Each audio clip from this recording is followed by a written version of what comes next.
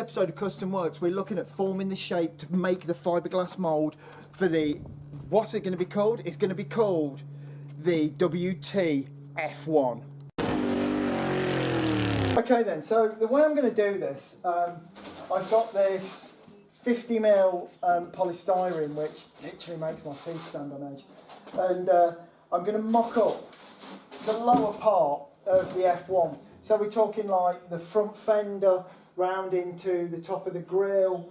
I'm going to get all that in place and then form the bonnet. We'll see how this shape comes together with just polystyrene and foam for now. Like I say, after this, I'm going to plaster over it with a bonding coat plaster like you plaster a wall with, and that will be able to really get that shape dialed in and, you know, get all the curves of the early F1 working just from, at the moment, just a picture on my phone and out of my mind. So hopefully, what could go wrong? This is all going to go great.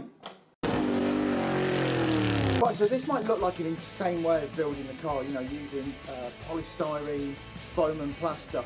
But you know, this is how I built my second car I ever built, Cosmotron. That turned out alright, and that's around to this day, like nearly 10 years later. And also my most recent project, Automatron. And that won Best in Britain at the Hot Rod and Custom Nationals. Also got top 10 at Old Warden, and has been, you know, a really, really successful car. So this way of building cars is a totally legit way of building cars. If it was good enough for Ed Roth, it's good enough for me.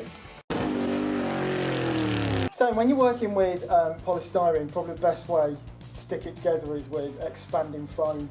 The best stuff is actually Insta-Stick, which I haven't got any at the minute, but that dries a lot quicker.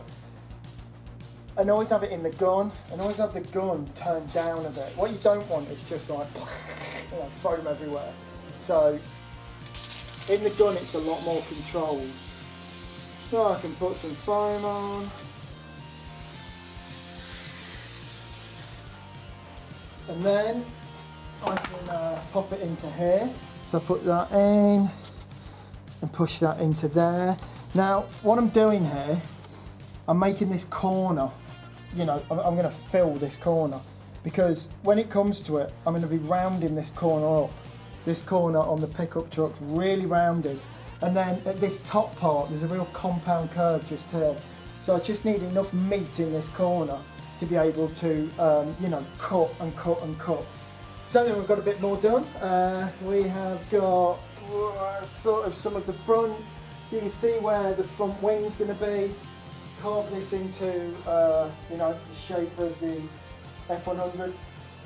With the polystyrene, like, this is going to sound like a joke, but we're just trying to get the rough shape, and good God, this is a rough shape.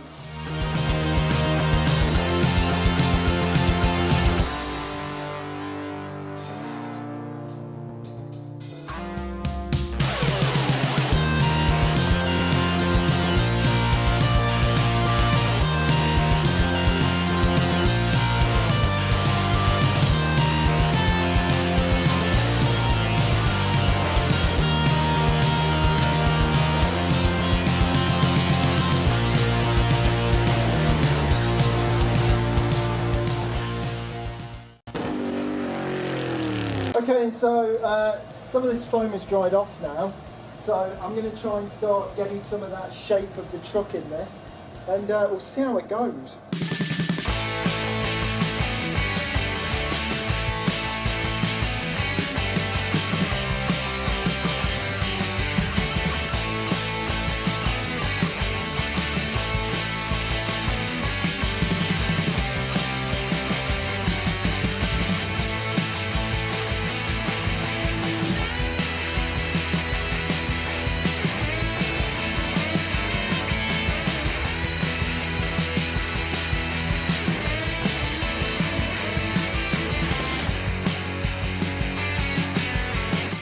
To blend this piece in on the side of the bonnet.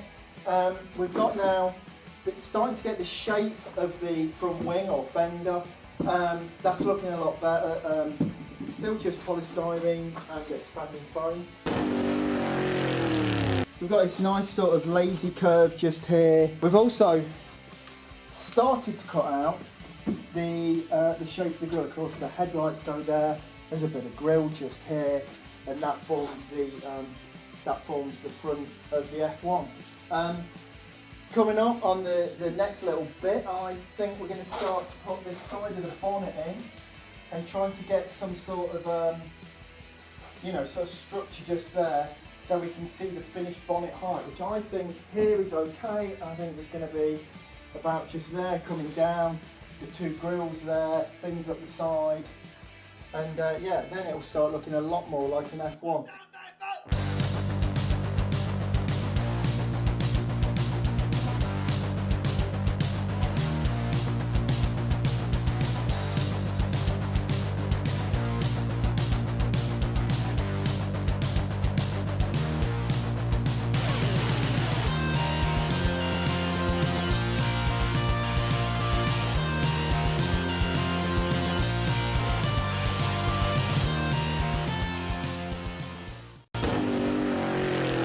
So then, as I said before, we need to take this swage line out of the taxi's door. So what we've done here already is we've stuck on with contact adhesive some bits of polystyrene. That's just so we don't have to use so much plaster. I'm going to take from this line, I'm going to curve up. Obviously this needs a bit taken off, which I'm going to do in a second. I'm going to bring it to this body line that is naturally on the taxi. That will then become the side of the F100 bonnet. The only reason why this is on here, it's just less plaster to mix. Dead easy.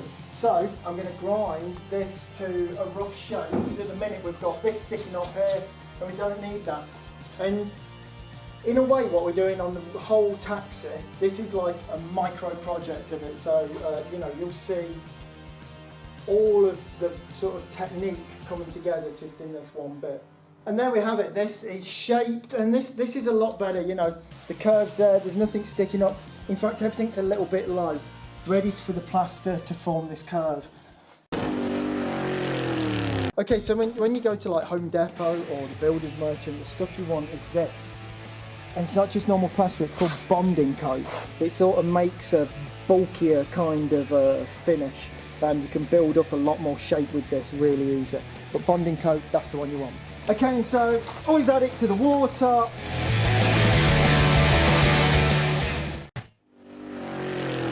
Okay then, so you could put this stuff on just with a filler spreader, like normally.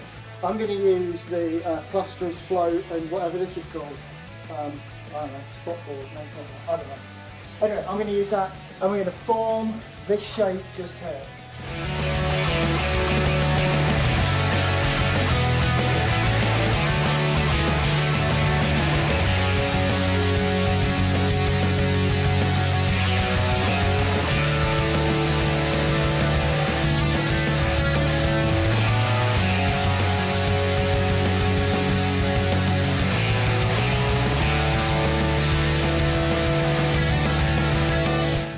So you can see, the shape's sort of coming.